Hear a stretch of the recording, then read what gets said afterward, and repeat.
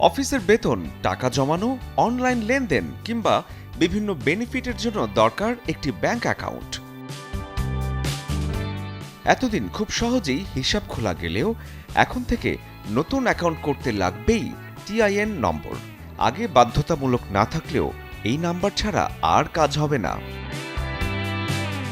TIN লাগবে মানেই বাড়বে কর জাল। এতে ফাঁকি দেওয়ার সম্ভাবনা যেমন কমে আসবে, তেমনি ঠিকঠাক ট্যাক্স দেওয়ার অভ্যাসও গড়ে উঠবে নাগরিকদের। তবে সবার জন্য এই নিয়ম নয়। শিক্ষার্থী, 10 টাকার নো ফ্রিলস অ্যাকাউন্ট, সরকারি ভাতা এবং পেনশনভোগীদের জন্য টিআইএনের বাধ্যবাধকতা নেই। ব্যাংক ছাড়াও বিভিন্ন সরকারি সেবায় টিআইএন এর গুরুত্ব দিন দিনই বাড়ছে।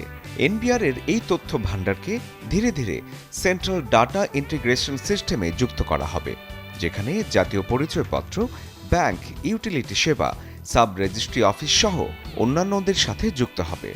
মানে ওয়ান স্টপ সার্ভিস। শুধু ব্যাংক অ্যাকাউন্ট খোলা নয়, নাগরিক জীবনে টিআইএন করদাতার পরিচয়ের পাশাপাশি একটি গুরুত্বপূর্ণ দলিল। তাই নতুন হিসাব খোলার প্ল্যান থাকলে আগে থেকেই টিআইএন নম্বর সংগ্রহ করে রাখুন। শরীফুল হক, চ্যানেল 24।